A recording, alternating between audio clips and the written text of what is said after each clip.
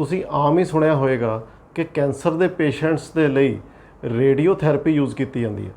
High energy radiations ਨੂੰ cancer ਦੇ cells ਦੇ ਉੱਤੇ ਪਾਇਆ ਜਾਂਦਾ ਤੇ ਉਹ ਕੈਂਸਰ ਦੇ ਸੈੱਲ ਡਿਸਟਰੋਏ ਹੋ ਜਾਂਦੇ ਆ ਤੇ ਮਰੀਜ਼ ਸਾਡਾ ਠੀਕ ਹੋ ਜਾਂਦਾ ਹੈ। ਨਾ ਕਿੱਡੀ ਵੱਡੀ ਸਾਇੰਸ ਦਾ ਸਾਨੂੰ ਯੋਗਦਾਨ, ਜੀਵਨ ਦਾਨ ਦੇਣ ਵਾਲਾ ਯੋਗਦਾਨ। ਨਾਲ ਹੀ ਤੁਸੀਂ ਇਹ ਵੀ ਸੁਣਿਆ ਹੋਵੇਗਾ ਕਿ ਮੈਡਮ ਕਿਊਰੀ ਕਿਸ ਫੀਲਡ ਵਾਸਤੇ ਮਸ਼ਹੂਰ ਸਨ। ਮੈਡਮ ਕਿਊਰੀ ਤੇ ਉਸਦੇ ਹਸਬੈਂਡ ਨੇ ਕਈ ਨਵੇਂ ਰੇਡੀਓ ਐਕਟਿਵ ਮਟੀਰੀਅਲ ਬਣਾਏ। ਕਿੱਦਾਂ? ਕਿਸੇ ਇੱਕ ਨੋਨ ਐਲੀਮੈਂਟ ਦੇ ਉੱਤੇ ਕੁਝ ਰੇਡੀਏਸ਼ਨਸ ਪਾ ਕੇ ਕੁਝ ਇੱਦਾਂ ਦੇ ਪਾਰਟੀਕਲਸ ਉਹਨਾਂ ਦੇ ਨਾਲ ਸਟਰਾਈਕ ਕਰਾਏ। ਮਤਲਬ ਇੱਕ ਪਾਰਟੀਕਲ, ਚਾਰਜਡ ਪਾਰਟੀਕਲ ਜਿਵੇਂ ਪ੍ਰੋਟੋਨ ਹੋ ਗਿਆ, ਇਲੈਕਟ੍ਰੋਨ ਹੋ ਗਿਆ, ਅਲਫਾ ਪਾਰਟੀਕਲ ਹੋ ਗਿਆ, ਬੀਟਾ ਪਾਰਟੀਕਲ ਹੋ ਗਿਆ, ਇਹਨਾਂ ਸਾਰਿਆਂ ਨੂੰ ਕਿਸੇ ਦੂਸਰੇ ਪਾਰਟੀਕਲ ਦੇ ਵਿੱਚ ਮਾਰ ਕੇ ਇੱਕ ਨਵਾਂ ਪਾਰਟੀਕਲ ਬਣਾ ਲੈਂਦੇ ਸੀ। ਨਾਲ ਹੀ ਅਸੀਂ ਇਹ ਵੀ ਦੇਖ ਸਕਦੇ ਹਾਂ ਕਿ ਹੁਣ ਵੀ ਜੋ ਸਾਇੰਸ ਦੇ ਨਿਊਕਲੀਅਰ ਸਾਇੰਸ ਦੇ ਬੇਸ ਦੇ ਉੱਤੇ ਜੋ ਸਾਡੀ ਰਿਸਰਚ ਚੱਲਦੀ ਹੈ, ਉਹ ਵੀ ਸਾਨੂੰ ਉਹਦੇ ਵਾਸਤੇ ਵੀ ਸਾਨੂੰ ਹਾਈ એનર્ਜੀ ਪਾਰਟੀਕਲਸ ਦੀ ਲੋੜ ਪੈਂਦੀ ਹੈ। ਸੋ ਇਹ ਸਾਰਾ ਕੁਝ ਦੇਖਣ ਦੇ ਲਈ ਕਿ ਕਿਵੇਂ ਕੀਤਾ ਜਾਂਦਾ, ਸਾਨੂੰ ਪਾਰਟੀਕਲਸ ਦੀ એનર્ਜੀ ਵਧਾਉਣੀ ਪੈਂਦੀ ਹੈ। ਕੁਝ ਰਿਐਕਸ਼ਨ ਇੱਦਾਂ ਦੇ ਹੁੰਦੇ ਆ ਜਿਹੜੇ ਸਲੋ ਮੂਵਿੰਗ ਪਾਰਟੀਕਲਸ ਦੇ ਨਾਲ ਹੀ ਚੱਲ ਜਾਂਦੇ ਆ। For example nuclear fashion reaction ਤੁਸੀਂ ਪੜ੍ਹਿਆ ਸ਼ੁਰੂ ਤੋਂ, ਜਿਹਨੂੰ ਤੁਸੀਂ ਪੰਜਾਬੀ ਦੇ ਵਿੱਚ ਨਿਊਕਲੀ ਵਿਖੰਡਨ ਪ੍ਰਕਿਰਿਆ ਕਹਿੰਦੇ ਸੀ। ਇੱਕ ਸਲੋ ਮੂਵਿੰਗ ਨਿਊਟਰੋਨ ਨੂੰ ਯੂਰੇਨੀਅਮ ਦੇ ਵਿੱਚ ਬੰਬਾਰਡ ਕਰਦੇ ਸੀ ਤਾਂ ਸਾਡੀ ਚੇਨ ਰਿਐਕਸ਼ਨ ਚੱਲ ਪੈਂਦੀ ਸੀ। ਪਰ ਰਿਐਕਸ਼ਨ ਇੱਦਾਂ ਦੇ ਹੁੰਦੇ ਆ ਜਿਹੜੇ ਫਾਸਟ ਚਾਰਜਸ ਦੇ ਨਾਲ ਚੱਲਦੇ ਆ, ਜਿਹਦੇ ਵਿੱਚ ਸਾਨੂੰ ਚਾਰਜਸ ਦੀ એનર્ਜੀ ਬਹੁਤ ਜ਼ਿਆਦਾ ਲੋੜ ਪੈਂਦੀ ਹੈ। ਤਾਂ ਇੱਦਾਂ ਦੇ ਚਾਰਜਸ ਨੂੰ એનર્ਜੈਟਿਕ ਕਰਨ ਦੇ ਲਈ ਕਿੰਨੀ એનર્ਜੀ ਤੱਕ? ਗੀਗਾ ਇਲੈਕਟ੍ਰੋਨ ਵੋਲਟਸ ਤੱਕ। ਗੀਗਾ ਇਲੈਕਟ੍ਰੋਨ ਵੋਲਟਸ ਤੱਕ એનર્ਜੀ ਚਾਰਜਸ ਦੀ ਪਹੁੰਚਾਉਣ ਦੇ ਲਈ ਅਸੀਂ ਪਾਰਟੀਕਲ ਐਕਸਲਰੇਟਰਸ ਦਾ ਯੂਜ਼ ਕਰਦੇ ਹਾਂ, ਤੇ ਜਿਸ ਦੇ ਤਹਿਤ ਅਸੀਂ ਪੜ੍ਹਾਂਗੇ ਅੱਜ ਸਾਈਕਲੋਟਰੋਨ। ਤਾਂ ਸਭ ਤੋਂ ਪਹਿਲਾਂ ਅਸੀਂ ਸਾਈਕਲੋਟਰੋਨ ਦੇ ਪ੍ਰਿੰਸੀਪਲ ਦੇ ਉੱਤੇ ਆਉਂਦੇ ਹਾਂ ਕਿ ਇਹ ਕਿਸ ਪ੍ਰਿੰਸੀਪਲ ਦੇ ਉੱਤੇ ਵਰਕ ਕਰਦਾ ਹੈ। ਸੋ ਪ੍ਰਿੰਸੀਪਲ ਆਫ ਏ ਸਾਈਕਲੋਟਰੋਨ ਕੀ ਹੈ? Principal, whenever any charged particle is made to cross again and again through a perpendicular magnetic field with the help of an oscillating electric field, then it acquires a large amount of energy. Whenever any charged particle is made to cross again and again through a perpendicular magnetic field with the help of a caused electric field, it acquires a large amount of energy. ਆਓ ਹੁਣ ਇਸ concept ਨੂੰ ਸਮਝੀਏ ਕਿ cross fields ਕੀ ਹੁੰਦੇ ਨੇ। Cross fields ਉਹ ਹੁੰਦੇ ਨੇ ਜਿਹੜੇ ਆਪਸ ਵਿੱਚ ਪਰਪੈਂਡੀਕੂਲਰ ਹੋਣ। ਜਿਵੇਂ ਮੈਗਨੈਟਿਕ ਫੀਲਡ ਜੇਕਰ ਉੱਪਰ ਨੂੰ ਹੋਵੇ, ਇਲੈਕਟ੍ਰਿਕ ਫੀਲਡ ਇੱਧਰ ਨੂੰ ਹੋਵੇ, ਤੇ ਚਾਰਜਡ ਪਾਰਟੀਕਲ ਦੀ ਵੈਲੋਸਿਟੀ ਸਾਡੀ ਇੱਧਰ ਨੂੰ ਹੋਵੇ। ਭਾਵ ਇਹ ਤਿੰਨੇ ਆਪੋ ਵਿੱਚ ਹੀ ਪਰਪੈਂਡੀਕੂਲਰ ਹੋਣ ਤਾਂ ਅਜਿਹੇ ਸਿਚੁਏਸ਼ਨ ਨੂੰ ਅਸੀਂ ਕ੍ਰੋਸ ਫੀਲਡਸ ਕਿਹਾ ਜਾਂਦਾ ਹੈ। ਸੋ ਕ੍ਰੋਸਡ ਫੀਲਡ ਦੀ ਹੈਲਪ ਦੇ ਨਾਲ ਹੀ ਜੋ ਸਾਡਾ ਸਾਈਕਲੋਟਰੋਨ ਹੈ, ਪਾਰਟੀਕਲ ਐਕਸਲਰੇਟਰ, ਇਹ ਵਰਕ ਕਰਦਾ ਹੈ। ਆਓ ਹੁਣ ਅਸੀਂ ਇਸ ਦੀ ਕੰਸਟਰਕਸ਼ਨ ਤੇ ਵਰਕਿੰਗ ਤੇ ਆਈਏ। Construction and working of a ਸਾਈਕਲੋਟਰੋਨ।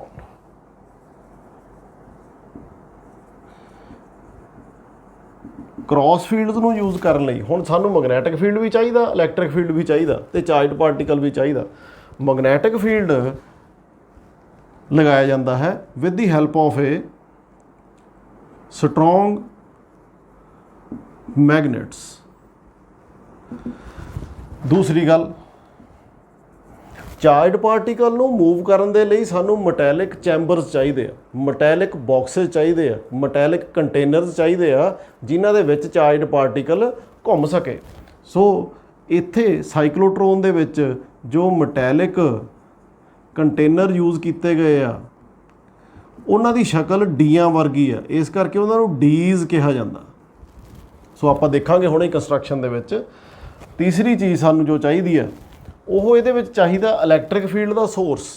So electric field ਦੇ ਸੋਰਸ ਦੇ ਲਈ ਅਸੀਂ ਇੱਕ ਔਸੀਲੇਟਰ, ਕਿਉਂਕਿ ਲਾਉਣ ਲਈ ਸਾਨੂੰ ਇੱਕ ਔਸੀਲੇਟਰ ਦੀ ਜ਼ਰੂਰਤ ਪਵੇਗੀ। ਚੌਥੀ ਚੀਜ਼ ਇਸ ਦੇ ਵਿੱਚ ਅਸੀਂ ਜੋ ਮੈਟੈਲਿਕ ਸਾਡੀਆਂ ਡੀਜ਼ ਹਨ, ਇਹਨਾਂ ਦੇ ਵਿੱਚ ਇੱਕ ਵਿੰਡੋ ਰੱਖਾਂਗੇ ਜਿਸ ਦੇ ਥਰੂ ਸਾਡਾ ਚਾਰਜਡ ਪਾਰਟੀਕਲ ਜੋ ਕਿ એનਰਜੈਟਿਕ ਹੋਏਗਾ ਉਹ ਬਾਹਰ ਨਿਕਲੇਗਾ ਤੇ ਆਪਣੇ ਟਾਰਗੇਟ ਦੇ ਉੱਤੇ ਸਟ੍ਰਾਈਕ ਕਰੇਗਾ। ਆਓ ਹੁਣ ਇਸ ਦੀ ਇੱਕ ਡਾਇਗਰਾਮ ਦੀ ਹੈਲਪ ਦੇ ਨਾਲ ਵਰਕਿੰਗ ਤੇ ਥਿਊਰੀ ਸਮਝੀਏ।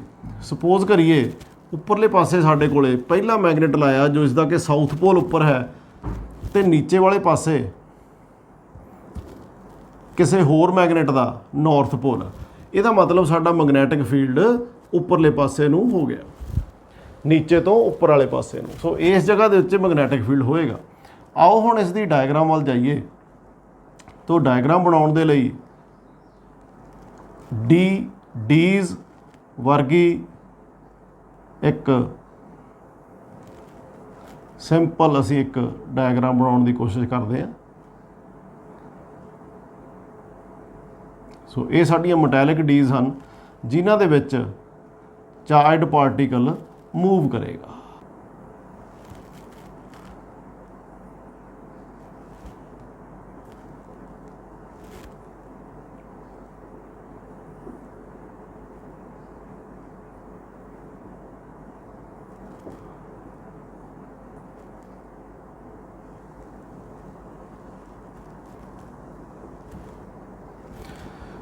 ਸੋ ਇਹਨਾਂ ਦੋਨਾਂ ਤੇ ਅਸੀਂ ਇੱਕ ਓਸੀਲੇਟਰ ਲਗਾਉਂਦੇ ਹਾਂ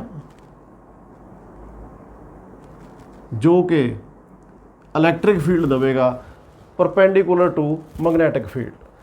ਹੁਣ ਇਸ ਦੀ ਵਰਕਿੰਗ ਸਮਝੀਏ। ਵਰਕਿੰਗ ਦੇ ਲਈ ਡੀਜ਼ ਦੇ ਸੈਂਟਰ ਦੇ ਵਿੱਚ ਚਾਰਜਡ ਪਾਰਟੀਕਲ ਦਾ ਇੱਕ ਸੋਰਸ ਰੱਖਿਆ ਜਾਂਦਾ ਹੈ। ਜਿਸ ਵੀ ਪਾਰਟੀਕਲ ਨੂੰ ਅਸੀਂ ਐਕਸਲਰੇਟ ਕਰਨਾ ਹੈ, ਐਕਸਲਰੇਟ ਭਾਵ ਉਸ ਦੀ ਵੈਲੋਸਿਟੀ ਨੂੰ ਅਸੀਂ ਇਨਕਰੀਜ਼ ਕਰਨਾ ਹੈ। ਸੋ ਚਾਰਜਡ ਪਾਰਟੀਕਲ ਕੋਈ ਵੀ ਹੋ ਸਕਦਾ, either it may be a proton, electron, alpha particle और beta particle. So any particle can be accelerated by this method. Suppose करिए ਅਸੀਂ ਇੱਕ ਪ੍ਰੋਟੋਨ ਦਾ ਸੋਰਸ ਇੱਥੇ ਰੱਖਿਆ। ਪ੍ਰੋਟੋਨ ਦੇ ਸੋਰਸ ਦੇ ਵਿੱਚੋਂ ਪ੍ਰੋਟੋਨਸ ਨਿਕਲ ਰਹੇ ਹੋਣਗੇ ਤੇ ਜਿਹੜੇ ਪ੍ਰੋਟੋਨਸ ਨਿਕਲ ਰਹੇ ਹੋਣਗੇ ਉਹ ਕਿੱਧਰ ਜਾ ਸਕਦੇ ਆ। ਹੁਣ ਜਿਹੜਾ ਸਾਡਾ ਇੱਥੇ ਓਸੀਲੇਟਿੰਗ ਇਲੈਕਟ੍ਰਿਕ ਫੀਲਡ ਅਸੀਂ ਲਗਾਇਆ, ਓਸੀਲੇਟਿੰਗ ਇਲੈਕਟ੍ਰਿਕ ਫੀਲਡ ਦਾ ਮਤਲਬ ਇਹ ਹੈ ਕਿ ਡੀਜ਼ ਨੂੰ ਇੱਕ ਪਾਸੇ ਪੋਜ਼ਿਟਿਵ ਚਾਰਜ ਹੋਏਗਾ, ਦੂਜੇ ਪਾਸੇ ਨੈਗੇਟਿਵ ਚਾਰਜ। ਕੁਝ ਸਮੇਂ ਬਾਅਦ ਇਹਨਾਂ ਦੀ ਪੋਲੈਰਿਟੀ ਆਪਸ ਵਿੱਚ ਚੇਂਜ ਹੋ ਜਾਏਗੀ, ਜਿਹੜੀ ਕਿ ਜਿਸ ਦੀ ਫਰੀਕੁਐਂਸੀ ਅਸੀਂ ਆਪਣੀ ਮਰਜ਼ੀ ਦੇ ਨਾਲ ਚੇਂਜ ਕਰਾਂਗੇ। ਹੁਣ ਸਪੋਜ਼ ਕਰੀਏ ਜਦੋਂ ਇੱਥੇ ਚਾਰਜਡ ਪਾਰਟੀਕਲ ਪੈਦਾ ਹੋਇਆ ਤਾਂ ਰਾਈਟ ਸਾਈਡ ਵਾਲੀ ਜੋ D1 ਹੈ, ਇੱਧਰਲੀ D ਅਸੀਂ 2 ਮੰਨ ਲੈਂਦੇ ਹਾਂ, ਇਸ ਨੂੰ ਅਸੀਂ ਨੈਗੇਟਿਵ ਪੋਟੈਂਸ਼ੀਅਲ ਤੇ ਮੰਨ ਲੈਂਦੇ ਹਾਂ। ਸਪੋਜ਼ ਕਰੀਏ ਸਾਡੀ D1 is at negative potential and D1 is at positive potential. ਹੁਣ ਚਾਰਜਡ ਪਾਰਟੀਕਲ ਅਸੀਂ ਮੰਨਿਆ ਹੈ proton. So proton is A positive charged particle. Proton ਨੂੰ ਅਟਰੈਕਸ਼ਨ ਮਿਲੇਗੀ from D1 because it is at negative potential. ਦੇਖੀਏ ਹੁਣ ਕਿੱਧਰ ਨੂੰ ਜਾਣ ਦੀ ਕੋਸ਼ਿਸ਼ ਕਰੇਗਾ, ਇਹ ਇੱਧਰਲੇ ਪਾਸੇ ਨੂੰ ਜਾਣ ਦੀ ਕੋਸ਼ਿਸ਼ ਕਰੇਗਾ, D1 ਵਾਲੇ ਪਾਸੇ ਨੂੰ। ਹੁਣ ਜੇ D1 ਵਾਲੇ ਪਾਸੇ ਨੂੰ ਜਾਣ ਦੀ ਕੋਸ਼ਿਸ਼ ਕਰੇਗਾ ਤਾਂ ਇਸ ਦੀ ਵੈਲੋਸਿਟੀ ਜੋ ਹੈ ਉਹ ਸਾਡੀ ਇੱਧਰਲੇ ਪਾਸੇ ਨੂੰ ਹੋਗੀ। ਮੈਗਨੈਟਿਕ ਫੀਲਡ ਸਾਡਾ ਉੱਪਰ ਨੂੰ ਲੱਗਿਆ ਹੋਇਆ ਤੇ ਵੈਲੋਸਿਟੀ ਫੋਰਸ ਕਿੱਧਰ ਨੂੰ ਲੱਗੀ, F = QV cross B। V ਤੋਂ B ਵਾਲੇ ਪਾਸੇ ਨੂੰ ਅਸੀਂ ਕ੍ਰਾਸ ਪ੍ਰੋਡਕਟ ਲਾਈਏ ਤਾਂ ਇੱਧਰਲੇ ਪਾਸੇ ਨੂੰ ਘੁੰਮਦਾ ਹੈ, ਫੋਰਸ ਸਾਡੀ ਬਾਹਰਲੇ ਪਾਸੇ ਨੂੰ ਲੱਗ ਗਈ। ਇਹਦਾ ਮਤਲਬ ਇਹ ਹੋਇਆ ਵੀ ਸਾਡਾ ਚਾਰਜਡ ਪਾਰਟੀਕਲ ਇੱਧਰਲੇ ਪਾਸੇ ਨੂੰ ਘੁੰਮ ਜਾਵੇਗਾ ਤੇ ਘੁੰਮਦਾ ਘੁੰਮਦਾ ਇੱਥੇ ਆ ਜਾਵੇਗਾ। ਜਿਉਂ ਹੀ ਚਾਰਜਡ ਪਾਰਟੀਕਲ ਇੱਥੇ ਆਉਂਦਾ ਹੈ ਉਦੋਂ ਸਾਡੀ ਡੀਜ਼ ਦੀ ਪੋਲੈਰਿਟੀ ਰਿਵਰਸ ਹੋ ਜਾਂਦੀ ਹੈ। ਜਿਹੜੀ D2 ਹੈ ਨੈਗੇਟਿਵ, D1 ਪੋਜ਼ਿਟਿਵ। ਇਹਦਾ ਮਤਲਬ D1 ਵਾਲੇ ਪਾਸਿਓਂ ਇਹਨੂੰ ਧੱਕਾ ਲੱਗ ਗਿਆ because it will repeal the charge particle, ਤੇ D2 ਇਹਨੂੰ ਖਿੱਚ ਲਵੇਗਾ ਤੇ ਸਾਡੇ ਕੋਲ ਚਾਰਜਡ ਪਾਰਟੀਕਲ ਇਧਰਲੀ D ਦੇ ਵਿੱਚ ਤੇਜ਼ੀ ਦੇ ਨਾਲ, ਪਹਿਲਾਂ ਨਾਲੋਂ ਤੇਜ਼ੀ ਦੇ ਨਾਲ ਐਂਟਰ ਹੋਇਆ ਤੇ ਵੈਲੋਸਿਟੀ ਇਹਦੀ ਇਨਕਰੀਜ਼ ਹੋ ਗਈ। Increased velocity will result in increase in radius of the charged particle. So charged particle ਸਾਡਾ ਘੁੰਮ ਕੇ ਇੱਥੇ ਆ ਜਾਏਗਾ। ਇੱਥੇ ਆਉਂਦੇ ਸਾਰੀ ਪੋਲੈਰਿਟੀ ਅਗੇਨ D1 ਦੀ ਨੈਗੇਟਿਵ, D2 ਦੀ ਪੋਜ਼ਿਟਿਵ। ਸੋ D1 ਦੀ ਪੋਲੈਰਿਟੀ ਨੈਗੇਟਿਵ ਹੋਣ ਕਰਕੇ ਚਾਰਜਡ ਪਾਰਟੀਕਲ ਨੂੰ ਇਹ ਖਿੱਚ ਲਵੇਗੀ ਵਿਦ ਏ ਫੋਰਸ ਤੇ ਵੈਲੋਸਿਟੀ ਉਹਦੀ ਪਹਿਲਾਂ ਹੀ ਤੇਜ਼ ਹੋ ਜਾਏਗੀ। ਇਹ ਉਸੇ ਤਰੀਕੇ ਨਾਲ ਆ ਜਿਵੇਂ ਅਸੀਂ ਪੀਂਘ ਝੂਟਦੇ ਹੋਏ ਕਰਦੇ ਹਾਂ। ਅਸੀਂ ਆਪਣੇ ਇੱਕ ਸਾਥੀ ਨੂੰ ਪੀਂਘ ਤੇ ਬਿਠਾ ਦਿੰਦੇ ਹਾਂ ਤੇ ਉਹਨੂੰ ਇੱਕ ਹਲਕਾ ਜਿਹਾ ਧੱਕਾ ਦਿੰਦੇ ਹਾਂ।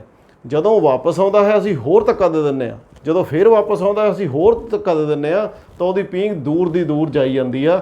ਉਸੇ ਤਰੀਕੇ ਨਾਲ ਜਦੋਂ ਹੀ ਚਾਰਜਡ ਪਾਰਟੀਕਲ ਇੱਥੇ ਡੀਜ਼ ਦੇ ਸੈਂਟਰ ਦੇ ਕੋਲੇ ਆਉਂਦਾ ਹੈ ਉਸ ਨੂੰ ਐਵਰੀ ਟਾਈਮ ਪਿਛਲੇ ਡੀ ਵਾਲੇ ਪਾਸਿਓਂ ਧੱਕਾ ਮਿਲਦਾ ਤੇ ਸਾਹਮਣੇ ਵਾਲੀ ਡੀ ਵਾਲੇ ਪਾਸਿਓਂ ਖਿੱਚ ਮਿਲ ਜਾਂਦੀ ਆ ਤੇ every time it ਕ੍ਰੋਸਿਸ the D's it will accelerate. ਸੋ ਜਿਉਂ ਹੀ ਇਹ ਚਾਰਜਡ ਪਾਰਟੀਕਲ ਇੱਥੇ ਆਇਆ D1 ਨੈਗੇਟਿਵ ਹੋਈ, ਇਹਨੇ ਖਿੱਚ ਲਿਆ।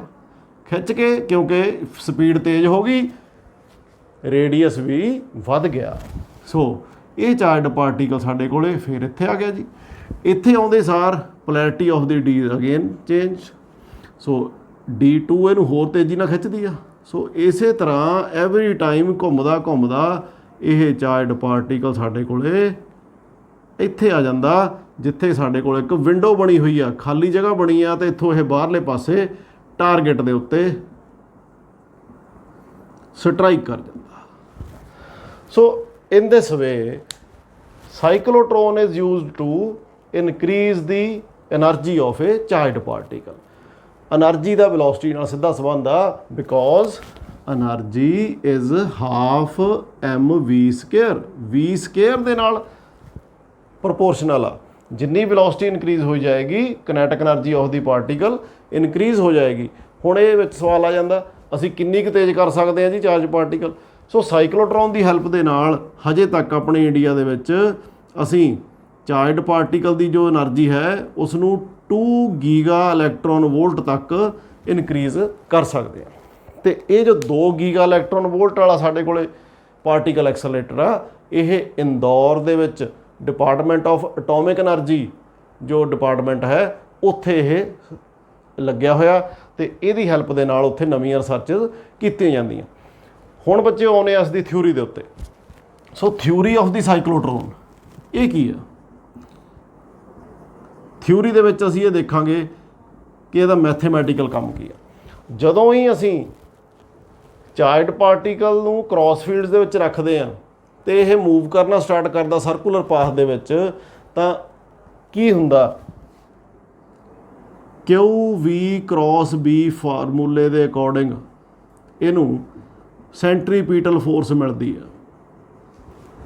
ਤਾਂ ਸੈਂਟਰੀਪੀਟਲ ਫੋਰਸ ਜਦੋਂ ਮਿਲ ਜਾਂਦੀ ਆ ਤਾਂ ਕਿਉਂਕਿ ਚਾਰਜਡ ਦੋਨੇ ਫੀਲਡ ਸਾਡੇ ਕ੍ਰੋਸ ਨੇ ਇਸ ਕਰਕੇ ਇੱਥੇ ਸਾਈਨ ਥੀਟਾ ਸਾਡਾ 1 ਹੋ ਗਿਆ। So QVB equal to MV square upon R। ਇੱਕ ਵੀ ਸਾਡੀ ਕੈਂਸਲ ਹੋ ਗਈ, ਅਸੀਂ ਪਿਛਲੇ ਆਰਟੀਕਲ 'ਚ ਵੀ ਇਹ ਕੀਤਾ ਸੀ। So R will be equal to radius of the orbit will be equal to mv upon qb। ਸੋ ਇਸੇ ਕਰਕੇ ਜਿਉਂ-ਜਿਉਂ ਚਾਰਜਡ ਪਾਰਟੀਕਲ ਦੀ ਵੈਲੋਸਿਟੀ ਇਨਕਰੀਜ਼ ਹੁੰਦੀ ਜਾਂਦੀ ਆ radius of the orbit increase ਹੁੰਦਾ ਜਾਂਦਾ। ਹੁਣ ਇਹ ਤੋਂ ਅਸੀਂ ਚਾਰਜਡ ਪਾਰਟੀਕਲ ਦੀ ਵੈਲੋਸਿਟੀ ਵੀ ਫਾਈਂਡ ਕਰ ਸਕਦੇ ਹਾਂ। ਸੋ ਵੈਲੋਸਿਟੀ ਕਿੰਨੀ ਆ ਗਈ ਜੀ qbr upon m। ਜੇਕਰ ਇਹ ਵੈਲੋਸਿਟੀ ਆ ਗਈ ਤਾਂ ਅਸੀਂ ਕਿਨੈਟਿਕ ਐਨਰਜੀ ਫਾਈਂਡ ਕਰ ਸਕਦੇ ਹਾਂ। ਸੋ ਕਿਨੈਟਿਕ ਐਨਰਜੀ ਫਾਈਂਡ ਕਰਨ ਦੇ ਲਈ ਇੱਧਰਲੇ ਪਾਸੇ ਆ ਜਾਈਏ।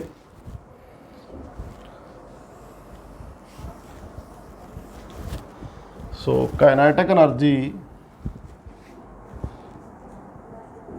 ਕਿੰਨੀ ਹੁੰਦੀ ਆ ਜੀ ਹਾਫ mv ਸਕੁਅਰ। ਤੋ ਹਾਫ mv ਸਕੁਅਰ ਇੱਥੋਂ ਕੱਢ ਲਈਏ।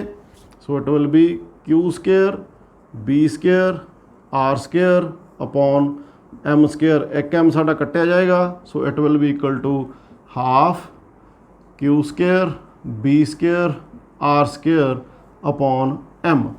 ਹੁਣ ਤੁਸੀਂ ਇੱਥੇ ਧਿਆਨ ਨਾਲ ਦੇਖ ਸਕਦੇ ਹੋ ਵੀ ਕਿਨੈਟਿਕ ਐਨਰਜੀ ਦਾ ਜੋ ਅਸੀਂ ਫਾਰਮੂਲਾ ਇਹ ਕੱਢਿਆ ਹੈ ਇਹ ਚਾਰਜਡ ਪਾਰਟੀਕਲ ਦੀ ਫਰੀਕੁਐਂਸੀ ਦੇ ਉੱਤੇ ਡਿਪੈਂਡ ਨਹੀਂ ਕਰਦਾ। ਚਾਰਜਡ ਪਾਰਟੀਕਲ ਦੀ ਜੋ ਫਰੀਕੁਐਂਸੀ ਹੈ ਟਾਈਮ ਪੀਰੀਅਡ ਹੈ ਉਹ ਇਹਦੇ ਵਿੱਚ ਫਾਰਮੂਲੇ 'ਚ ਨਹੀਂ ਆਉਂਦਾ। ਅਤੇ ਹੁਣ ਅਸੀਂ ਟਾਈਮ ਪੀਰੀਅਡ ਵੀ ਕੱਢ ਕੇ ਦੇਖੀਏ ਕਿ ਉਹ ਕਿੰਨਾ ਆਉਂਦਾ, ਭਾਵ ਅਸੀਂ ਫਰੀਕੁਐਂਸੀ ਕੱਢਾਂਗੇ ਉਹ ਤੋਂ। ਸੋ ਟਾਈਮ ਪੀਰੀਅਡ ਕਿਹਦੇ ਬਰਾਬਰ ਹੋਏਗਾ ਡਿਸਟੈਂਸ ਅਸੀਂ ਇੱਥੇ ਯੂਜ਼ ਕਰਾਂਗੇ 1d ਦਾ। 1d ਦਾ ਡਿਸਟੈਂਸ ਹੋ ਗਿਆ πr ਕਿਉਂਕਿ ਦੋਨਾਂ ਡੀਆਂ ਦਾ ਡਿਸਟੈਂਸ ਤਾਂ 2πr ਸੀ। ਸੋ πr ਅਪੋਨ ਵੈਲੋਸਿਟੀ। ਸੋ ਕਿਹਦੇ ਬਰਾਬਰ ਆ ਗਿਆ ਜੀ, ਪਾਈ ਆਰ ਬਟੇ ਵੈਲੋਸਿਟੀ ਦੀ ਵੈਲਿਊ ਅਸੀਂ ਭਰੀਏ ਕਿਊ ਬੀ ਆਰ ਅਪੋਨ ਐਮ। ਕਿਊ ਬੀ ਆਰ ਐਮ ਸਾਡੀ ਉੱਪਰ ਚਲੀ ਗਈ, ਆਰ ਨਾਲ ਸਾਡਾ ਆਰ ਕੱਟਿਆ ਗਿਆ। So time period will be pi M upon Q B. So ਆਹ ਟਾਈਮ ਪੀਰੀਅਡ ਆ ਗਿਆ। ਟਾਈਮ ਪੀਰੀਅਡ ਦੇ ਵਿੱਚ ਅਸੀਂ ਧਿਆਨ ਨਾਲ ਦੇਖੀਏ ਤਾਂ ਸਾਡੇ ਕੋਲ ਕੀ ਆ ਰਿਹਾ, pi is a number, mass of the particle, charge on the particle ਤੇ magnetic field. Nowhere here is any velocity, velocity ਨਹੀਂ ਹੈ, ਇਸ ਕਰਕੇ ਟਾਈਮ ਪੀਰੀਅਡ ਡਿਪੈਂਡ ਨਹੀਂ ਕਰਦਾ એનર્ਜੀ ਤੇ। ਇਸੇ ਫੈਕਟ ਕਰਕੇ ਹੀ ਸਾਡਾ ਚਾਰਜਡ ਪਾਰਟੀਕਲ ਹਰ ਵਾਰੀ ਚਾਹੇ ਜਿੰਨੀ ਮਰਜ਼ੀ ਇਹਦੀ ਵੈਲੋਸਿਟੀ ਇਨਕਰੀਜ਼ ਹੋਈ ਜਾਵੇ, ਹਰ ਵਾਰੀ ਰਾਈਟ ਟਾਈਮ ਦੇ ਉੱਤੇ ਅਸੀਂ ਔਸੀਲੇਟਰ ਦੀ ਫਰੀਕੁਐਂਸੀ ਚੇਂਜ ਕਰ ਦਿੰਦੇ ਆ, ਔਸੀਲੇਟਰ ਦੀ ਪੋਲੈਰਿਟੀ ਚੇਂਜ ਕਰ ਦਿੰਦੇ ਆ, ਤਾਂ ਇਹ ਅੱਗੇ ਦੀ ਅੱਗੇ ਵੱਧਦਾ ਜਾਂਦਾ। ਸੋ ਇੱਥੋਂ ਫਰੀਕੁਐਂਸੀ ਵੀ ਕੱਢ ਸਕਦੇ ਆ, ਕਿਉਂਕਿ frequency is reciprocal of time period. So it will be equal to, it implies frequency equal to Q B upon pi M. So ਇਹ ਹੈਗੀ ਇਹਦੀ ਥਿਊਰੀ।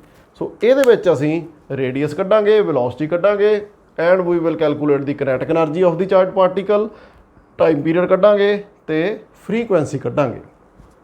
ਹੁਣ ਅਸੀਂ ਇਹ ਗੱਲ ਤੇ ਆਈਏ ਕਿ ਸਾਈਕਲੋਟਰੋਨ ਦੀ ਹੈਲਪ ਦੇ ਨਾਲ ਇਕੱਲੇ ਪੋਜ਼ਿਟਿਵ ਚਾਰਜ ਹੀ ਐਕਸਲਰੇਟ ਕੀਤੇ ਜਾ ਸਕਦੇ ਆ ਜਾਂ ਨੈਗੇਟਿਵ ਵੀ ਕਰ ਸਕਦੇ ਆ? ਤਾਂ ਇਸ ਦਾ ਜਵਾਬ ਆ ਬਿਲਕੁਲ ਕੀਤੇ ਜਾ ਸਕਦੇ ਆ। Negative charge particle also be accelerated with cyclotron, ਪਰ ਇਹਨੂੰ ਇੱਥੇ ਸਾਨੂੰ ਸਿੰਕਰੋਨਾਈਜ਼ ਕਰਨਾ ਪਵੇਗਾ। ਹੁਣ ਸਿੰਕਰੋਨਾਈਜ਼ ਕਰਨਾ ਕੀ ਮਤਲਬ ਆ, ਕਿਉਂ ਸਿੰਕਰੋਨਾਈਜ਼ ਕਰਨਾ ਪਵੇਗਾ, ਉਸ ਨੂੰ ਅਸੀਂ ਸਮਝਣ ਦੇ ਲਈ ਥੋੜ੍ਹਾ ਜਿਹਾ ਡਿਫਰੈਂਟ ਟੌਪਿਕ ਵੱਲ ਜਾਂਦੇ ਆ। ਬੇਟੇ ਤੁਸੀਂ ਸਾਰਿਆਂ ਨੇ ਪੜ੍ਹਿਆ ਹੋਇਆ, ਪੜ੍ਹਿਆ ਨਾ ਹੋਊਗਾ ਤਾਂ ਸੁਣਿਆ ਜ਼ਰੂਰ ਹੋਊਗਾ ਕਿ ਆਈਨਸਟਾਈਨ ਨੇ ਇੱਕ ਸਪੈਸ਼ਲ ਥਿਊਰੀ ਆਫ ਰਿਲੇਟਿਵਿਟੀ ਦਿੱਤੀ ਸੀ। ਕੀ ਸੀਗੀ ਰਿਲੇਟਿਵਿਟੀ ਦੀ ਥਿਊਰੀ?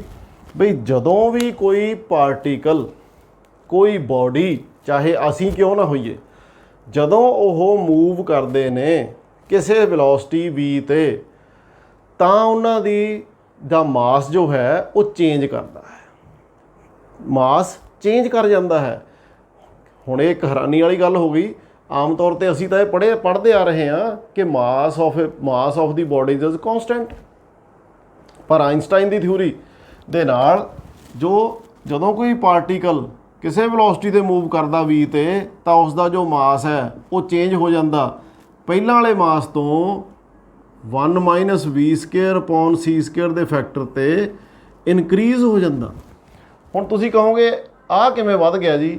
ਇੱਧਰਲੇ ਪਾਸੇ ਤਾਂ ਮਾਸ m0 ਸਾਡਾ ਪਹਿਲਾਂ ਵਾਲਾ ਮਾਸ ਆ ਤੇ m ਬਾਅਦ ਵਾਲਾ ਮਾਸ ਆ, ਵਧਿਆ ਹੋਇਆ ਮਾਸ ਵੱਧ ਕਿਵੇਂ ਗਿਆ? ਇੱਥੇ ਤਾਂ ਤੁਸੀਂ m0 ਨੂੰ ਡਿਵਾਈਡ ਕੀਤਾ ਹੋਇਆ, ਪਰ ਇੱਕ ਗੱਲ ਇੱਥੇ ਧਿਆਨ ਰੱਖਿਓ ਕਿ ਜਦੋਂ ਕਿਸੇ ਨੰਬਰ ਨੂੰ ਇੱਕ ਤੋਂ ਛੋਟੇ ਨੰਬਰ ਨਾਲ ਡਿਵਾਈਡ ਕੀਤਾ ਜਾਂਦਾ ਤਾਂ ਉਹਦੀ ਵੈਲਿਊ ਇਨਕਰੀਜ਼ ਹੋ ਜਾਂਦੀ ਹੈ।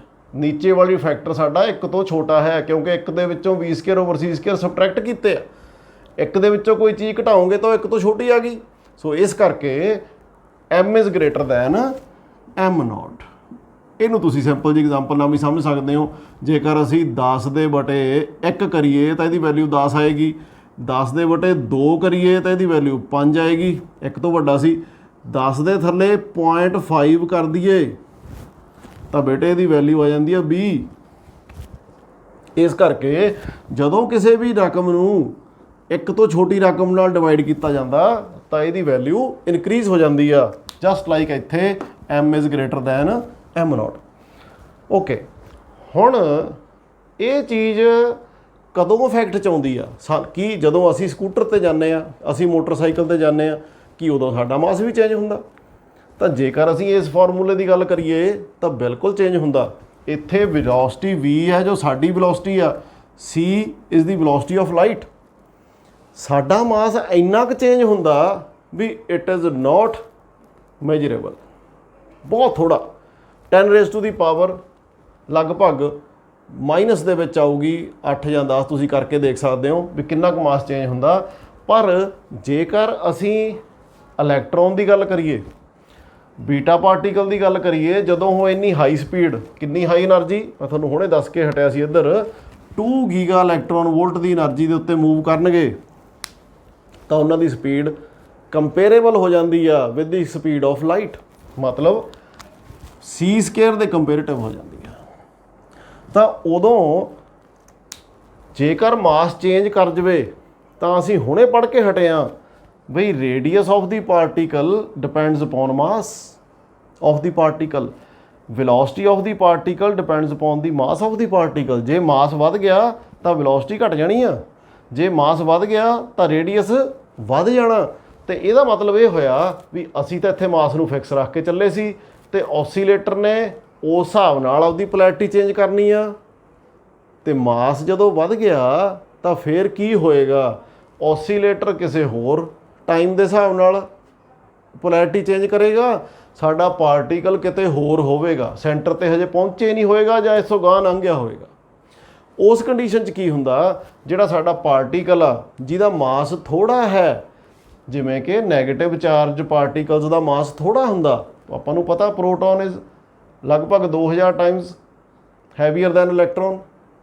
ਇਸੇ ਤਰ੍ਹਾਂ ਅਲਫਾ ਪਾਰਟੀਕਲ ਤਾਂ ਪ੍ਰੋਟੋਨ ਤੋਂ ਵੀ ਜ਼ਿਆਦਾ ਹੈਵੀ ਆ। ਸੋ ਜਿਹੜੇ ਲਾਈਟਰ ਪਾਰਟੀਕਲਸ ਨੇ ਲਾਈਕ ਇਲੈਕਟ੍ਰੋਨ ਔਰ ਬੀਟਾ ਪਾਰਟੀਕਲ ਔਰ ਐਨੀ ਅਦਰ ਨੈਗੇਟਿਵ ਪਾਰਟੀਕਲਸ, ਇਹਨਾਂ ਦਾ ਮਾਸ ਜੋ ਹੈ ਬਹੁਤ ਥੋੜ੍ਹਾ ਹੈ। ਸੋ ਇਸ ਕਰਕੇ ਇਹਨਾਂ ਦੇ ਵਿੱਚ ਇਹਨਾਂ ਦਾ ਜੋ ਮਾਸ ਹੈ ਹਾਈ ਸਪੀਡ ਦੇ ਉੱਤੇ ਦਾ ਮਾਸ ਬਿਕਮਸ ਰਿਲੇਟਿਵਿਸਟਿਕ। ਰਿਲੇਟਿਵਿਸਟਿਕ ਮਤਲਬ ਆਹ ਫਾਰਮੂਲਾ ਦੇ ਅਕੋਰਡਿੰਗ ਉਹਦਾ ਮਾਸ ਚੇਂਜ ਕਰ ਜੂਗਾ। ਤੇ ਸਾਨੂੰ ਫਿਰ ਕੀ ਕਰਨਾ ਪਊਗਾ, ਸਾਨੂੰ ਇਸ ਸਾਈਕਲੋਟ੍ਰੋਨ ਨੂੰ ਸਿੰਕਰੋਨਾਈਜ਼ ਕਰਨਾ ਪਏਗਾ, ਜਿਸ ਨੂੰ ਕਹਾਂਗੇ ਅਸੀਂ ਸਿੰਕਰੋ ਸਾਈਕਲੋਟ੍ਰੋਨ। ਕਿਵੇਂ ਸਿੰਕਰੋਨਾਈਜ਼ ਕਰਨਾ ਪਏਗਾ, ਸਾਨੂੰ ਰੇਡੀਅਸ ਨੂੰ, ਜਿਹੜਾ ਅਸੀਂ ਇੱਥੇ ਫਰੀਕੁਐਂਸੀ ਵਾਸਤੇ ਵੀ ਫਾਰਮੂਲਾ ਬਣਾਇਆ ਸੀ, ਅਸੀਂ ਟਾਈਮ ਪੀਰੀਅਡ ਬਣਾਇਆ ਸੀਗਾ πr ਅਪੋਨ ਵੈਲੋਸਿਟੀ। ਸੋ πr ਅਪੋਨ QBr, m ਉੱਪਰ ਚਲਿਆ ਗਿਆ, ਸੋ πm upon QB।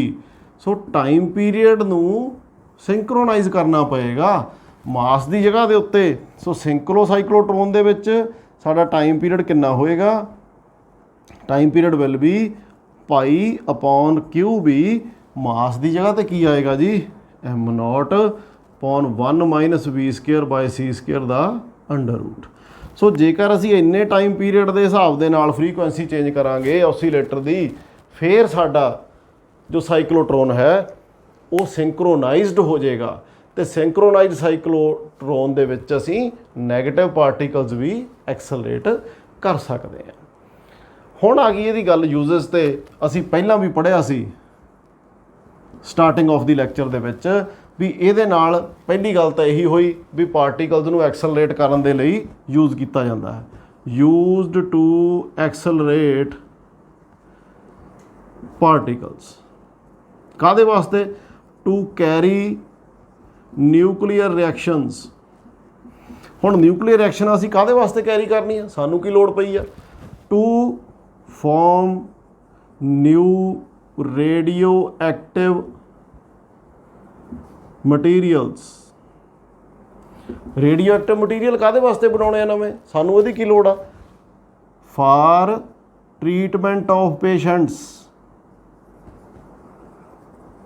Cancer patients. Cancer patients ਨੂੰ ਰੇਡੀਓਲੋਜੀ ਦੇਣ ਦੇ ਲਈ, ਰੇਡੀਏਸ਼ਨ ਦੇਣ ਦੇ ਲਈ ਸਾਨੂੰ ਨਵੇਂ ਰੇਡੀਓ ਐਕਟਿਵ ਮਟੀਰੀਅਲ ਬਣਾਉਣ ਦੀ ਲੋੜ ਪੈਂਦੀ ਆ। ਫਿਰ ਟੂ ਮਿਊਟੇਟ ਅਦਰ ਐਲੀਮੈਂਟਸ, ਨਵੇਂ ਐਲੀਮੈਂਟਸ।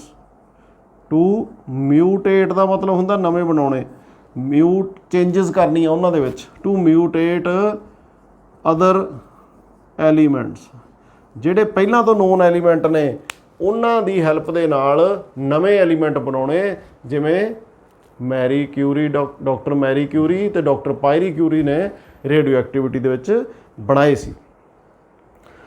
ਸੋ ਇਹ ਸੀਗਾ ਸਾਡਾ ਸਾਈਕਲੋਟ੍ਰੋਨ। ਹੁਣ ਇੱਕ ਗੱਲ ਹੋਰ ਤੁਹਾਨੂੰ ਦੱਸੀਏ ਬਈ ਸਾਈਕਲੋਟ੍ਰੋਨ ਦੇ ਵਿੱਚੋਂ ਇੱਕ ਪਾਰਟੀਕਲ ਨਹੀਂ ਆਇਆ, it is not one particle. ਇੱਥੇ ਸਾਡੇ ਕੋਲੇ ਸੈਂਟਰ ਦੇ ਵਿੱਚ ਇੱਕ ਪਾਰਟੀਕਲਸ ਦਾ ਸੋਰਸ ਪਿਆ ਜਿਹੜਾ ਲਗਾਤਾਰ ਪਾਰਟੀਕਲ ਛੱਡੀ ਜਾਂਦਾ। ਤੇ ਇੱਥੇ ਜੋ ਸਾਡੇ ਕੋਲੇ ਆ ਲਾਈਨ ਆਪਾਂ ਸਰਕੂਲਰ ਬਣਾਈਆਂ ਨੇ, ਇਹ ਇੱਕ ਬੀਮ ਆਫ ਪਾਰਟੀਕਲਸ ਹੁੰਦੀ ਆ ਜਿਹੜੀ ਇੱਥੋਂ ਲਗਾਤਾਰ ਨਿਕਲੀ ਜਾਂਦੀ ਆ। ਹੁਣ ਸਾਨੂੰ ਕਿਵੇਂ ਪਤਾ ਲੱਗਦਾ ਵੀ ਇੱਥੇ ਪਾਰਟੀਕਲ ਨਿਕਲੀ ਜਾਂਦੇ ਆ? ਤਾਂ ਉਦੋਂ ਫਿਰ ਅਸੀਂ ਇਹਨਾਂ ਨੂੰ ਸਿਲੈਕਟ ਕਰਨ ਦੇ ਲਈ ਕਿ ਕਿਹੜੇ ਪਾਰਟੀਕਲ ਚਾਹੀਦੇ ਆ ਸਾਨੂੰ, ਕਿਉਂਕਿ ਇਹਦੇ ਵਿੱਚ ਜ਼ਰੂਰੀ ਨਹੀਂ ਵੀ ਸਾਰੇ ਪਾਰਟੀਕਲਸ ਦੀ એનર્ਜੀ ਸੇਮ ਆਵੇ। ਕੁਝ ਪਾਰਟੀਕਲਸ ਦੀ એનર્ਜੀ ਦਾ ਦੂਜਿਆਂ ਨਾਲੋਂ ਥੋੜ੍ਹਾ ਬਹੁਤਾ ਫਰਕ ਹੋ ਸਕਦਾ। ਪਰ ਜਦੋਂ ਅਸੀਂ ਕੋਈ ਨਿਊਕਲੀਅਰ ਰਿਐਕਸ਼ਨ ਟੇਕਅਪ ਕਰਨਾ, ਉਦੋਂ ਸਾਨੂੰ ਇੱਕ ਪਾਰਟੀਕੂਲਰ ਫਰੀਕੁਐਂਸੀ ਦੇ ਪਾਰਟੀਕੂਲਰ ਵੈਲੋਸਿਟੀ ਦੇ ਪਾਰਟੀਕਲ ਚਾਹੀਦੇ ਹੋਣਗੇ, ਪਾਰਟੀਕੂਲਰ એનર્ਜੀ ਦੇ ਪਾਰਟੀਕਲ ਚਾਹੀਦੇ ਹੋਣਗੇ। ਉਹ ਅਸੀਂ ਫਿਰ ਕਿਵੇਂ ਕਰਦੇ ਹਾਂ? ਅਸੀਂ ਅਗੇਨ ਇਹਨਾਂ ਚਾਰਜਡ ਪਾਰਟੀਕਲਸ ਨੂੰ ਟਾਰਗੇਟ ਦੇ ਉੱਤੇ ਮਾਰਨ ਤੋਂ ਪਹਿਲਾਂ ਜਿਹੜੇ ਇਹ ਪਾਰਟੀਕਲ ਬਾਹਰ ਨਿਕਲ ਰਹੇ ਨੇ ਇਹਨਾਂ ਨੂੰ ਕ੍ਰਾਸ ਫੀਲਡ ਦੇ ਵਿੱਚੋਂ ਦੀ ਗੁਜ਼ਾਰ ਦਿੰਦੇ ਆ। ਮੈਗਨੈਟਿਕ ਫੀਲਡ, ਇਲੈਕਟ੍ਰਿਕ ਫੀਲਡ, ਤੇ ਇੱਧਰ ਨੂੰ ਅਸੀਂ ਗੁਜ਼ਾਰਤੇ ਵਿੱਚ ਦੀ ਜੀ ਪਰਪੈਂਡੀਕੂਲਰਲੀ। ਤੇ ਕੀ ਹੋਏਗਾ? ਮੈਗਨੈਟਿਕ ਫੀਲਡ ਇਹਨਾਂ ਤੇ ਫੋਰਸ ਲਾਏਗਾ ਤੇ ਇਲੈਕਟ੍ਰਿਕ ਫੀਲਡ ਵੀ ਫੋਰਸ ਲਾਏਗਾ। ਹੁਣ ਇਲੈਕਟ੍ਰਿਕ ਫੀਲਡ ਇੱਧਰ ਨੂੰ ਆ ਤੁਹਾਡੇ ਵੱਲ ਨੂੰ, velocity of the charged particle ਇੱਧਰ ਨੂੰ ਆ। ਇਲੈਕਟ੍ਰਿਕ ਫੀਲਡ ਕਿੱਧਰ ਨੂੰ ਫੋਰਸ ਲਾਊਗਾ? ਜੇਕਰ ਇਲੈਕਟ੍ਰਿਕ ਫੀਲਡ ਇੱਧਰ ਨੂੰ ਆ ਤੇ ਚਾਰਜਡ ਪਾਰਟੀਕਲ ਮੰਨ ਲਈਏ ਪੋਜ਼ਿਟਿਵ ਆ, ਤਾਂ ਇਹਦਾ ਮਤਲਬ ਇਹ ਹੋਇਆ ਵੀ ਇਲੈਕਟ੍ਰਿਕ ਫੀਲਡ ਪੋਜ਼ਿਟਿਵ ਚਾਰਜ ਦੇ ਉੱਤੇ, ਸੋ ਇੱਧਰਲੇ ਪਾਸੇ ਨੂੰ ਸਾਡਾ ਇਲੈਕਟ੍ਰਿਕ ਫੋਰਸ ਲੱਗ ਜਾਏਗੀ QE ਫੋਰਸ ਲੱਗ ਗਈ ਜੀ ਸਾਡੇ ਕੋਲੇ ਇੱਧਰਲੇ ਪਾਸੇ ਨੂੰ। ਕਿੱਧਰਲਾ? ਕਿਹੜਾ ਇਹ ਹੈਗਾ? J direction. ਉੱਪਰਲੇ ਪਾਸੇ ਨੂੰ K ਵਾਲੀ ਡਾਇਰੈਕਸ਼ਨ ਵਾਲੇ ਪਾਸੇ ਨੂੰ ਮੈਗਨੈਟਿਕ ਫੀਲਡ ਲੱਗਿਆ ਹੋਇਆ। ਤੇ ਮੈਗਨੈਟਿਕ ਫੀਲਡ ਜੇ ਉੱਪਰ ਨੂੰ ਆ ਤੇ ਵੈਲੋਸਿਟੀ ਸਾਡੀ ਇੱਧਰ ਨੂੰ ਆ, ਤਾਂ ਅਸੀਂ ਦੇਖੀਏ ਵੀ ਇਹ ਤੇ ਫੋਰਸ ਕਿੱਧਰ ਨੂੰ ਲੱਗ ਗਈ? ਪਿਛਲੇ ਪਾਸੇ ਨੂੰ, ਮਤਲਬ -J ਵਾਲੇ ਪਾਸੇ ਨੂੰ। ਮਤਲਬ QV क्रॉस B ਜੋ ਹੈ, so its direction is -J cap. So force ਸਾਡੀ ਟੋਟਲ ਇੰਨੀ ਲੱਗੀ। ਸੋ ਔਰ Q ਅੰਦਰਲੇ ਪਾਸੇ EVB ਆ ਸਾਡਾ J ਕੈਪ ਆ, -J ਕੈਪ ਆ। ਇਹਦਾ ਮਤਲਬ ਇੱਥੇ ਸਾਡੇ ਕੋਲੇ ਮਾਈਨਸ ਸਾਈਨ ਆ ਗਿਆ। ਹੁਣ ਜੇਕਰ ਇਸ ਚਾਰਜ ਪਾਰਟੀਕਲ ਨੂੰ ਅਸੀਂ ਸਿੱਧਾ ਲੰਘ ਜਾਵੇ ਤਾਂ ਇਹਦਾ ਮਤਲਬ ਨਾ ਇਹ ਤੇ ਆ ਫੋਰਸ ਲੱਗ ਰਹੀ ਹੈ ਨਾ। So this is the total force which is acting upon this particle if it is placed in cross fields. ਹੁਣ force will be 0 if E minus VB is 0, ਜਾਂ ਕਹਿ ਲਈਏ E equal to VB, ਜਾਂ ਕਹਿ ਲਈਏ V equal to E upon B। So velocity the value fixed ਹੋਏਗੀ if there is no force on this charged particle while moving through a cross field of magnetic field and electric field। ਸੋ ਇਸ ਤਰ੍ਹਾਂ ਦੀ arrangement ਨੂੰ ਅਸੀਂ ਕੀ ਕਹਿੰਦੇ ਆ? Velocity selector.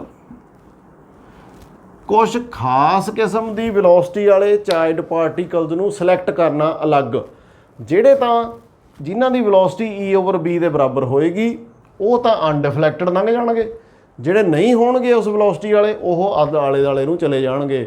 ਤਾਂ ਸਾਡੇ ਕੋਲੇ ਇੱਕ ਬਿਲਕੁਲ straight beam of light, straight beam of charged particle ਆ ਜਾਏਗੀ ਜਿਹੜੇ ਇੱਕ ਖਾਸ ਵੈਲੋਸਿਟੀ ਨੂੰ ਪੋਜੈਸ ਕਰਦੇ ਹੋਣਗੇ। ਸੋ ਇਸ ਤਰੀਕੇ ਨਾਲ ਅਸੀਂ ਸਾਈਕਲੋਟ੍ਰੋਨ ਦੀ ਹੈਲਪ ਦੇ ਨਾਲ ਡਿਫਰੈਂਟ ਜੋ ਕੰਮ ਨੇ ਉਹ ਕਰ ਸਕਦੇ ਹਾਂ, whether they are nuclear reactions, whether they are mutation of one other radioactive nuclei or we need radioactive nuclei for radiology purposes. So ਇੱਦਾਂ ਅਸੀਂ ਸਾਈਕਲੋਟ੍ਰੋਨ ਨੂੰ ਯੂਜ਼ ਕਰਦੇ ਹਾਂ। ਤੇ ਪੇਪਰ ਦੇ ਵਿੱਚ ਇਹ ਕੁਐਸਚਨ ਬੜਾ ਇੰਪੋਰਟੈਂਟ ਆ ਸਕਦਾ, ਤਕਰੀਬਨ ਹਰ ਸਾਲ ਆਉਂਦਾ ਔਰ ਵੱਡਿਆਂ ਕੁਐਸਚਨਾਂ 'ਚ ਆਉਂਦਾ। ਇਹਦੇ ਵਿੱਚ ਕਈ ਵਾਰੀ ਛੋਟੇ ਕੁਐਸਚਨ ਵੀ ਆ ਜਾਂਦੇ ਆ ਕਿ ਇੱਕ ਸਾਈਕਲੋਟ੍ਰੋਨ ਨੂੰ ਸਿੰਕਰੋਟ੍ਰੋਨ ਕਿਵੇਂ ਕੀਤਾ ਜਾਂਦਾ, ਤਾਂ ਉੱਥੇ ਫਿਰ ਤੁਸੀਂ ਇਹ ਦੱਸਣਾ ਥਿਊਰੀ ਆਫ ਰਿਲੇਟਿਵਿਟੀ ਵਾਲਾ ਜੋ ਫੈਕਟਰ ਮੈਂ ਤੁਹਾਨੂੰ ਦੱਸਿਆ। ਸੋ ਨਾਲ ਯੂਜ਼ਸ ਇਹਦੇ ਆਉਂਦੇ ਆ ਪੇਪਰ ਦੇ ਵਿੱਚ। ਸੋ ਅੱਛੀ ਤਰੀਕੇ ਦੇ ਨਾਲ ਬੇਟੇ ਇਸ ਨੂੰ ਪੜ੍ਹਨਾ। ਕਿਸ ਚੀਜ਼ ਨੂੰ ਦੇਖ ਕੇ ਲਾਰੈਂਸ ਐਂਡ ਲਿਵਿੰਗਸਟੋਨ ਨੇ ਇਹ ਬਣਾਇਆ ਸੀ? Because the time period does not depend upon the energy of the particle. Energy means velocity means ਕਿਉਂਕਿ એનર્ਜੀ ਕਿਹੜੀ ਆ? kinetic energy. ਸੋ ਇਹਨਾਂ ਸਾਰੀਆਂ ਚੀਜ਼ਾਂ ਦਾ ਤੁਸੀਂ ਧਿਆਨ ਰੱਖੋਗੇ ਤੇ ਤੁਹਾਡੀ ਇਹ NCERT ਬੁੱਕ ਦੇ ਪੇਜ ਨੰਬਰ 140 ਦੇ ਉੱਤੇ ਆ ਤੇ ਮੈਨੂੰ ਉਮੀਦ ਆ ਵੀ ਤੁਸੀਂ ਇਹਨੂੰ ਅੱਛੇ ਤਰੀਕੇ ਨਾਲ ਸਮਝਿਆ ਹੋਵੇਗਾ। Thank you very much.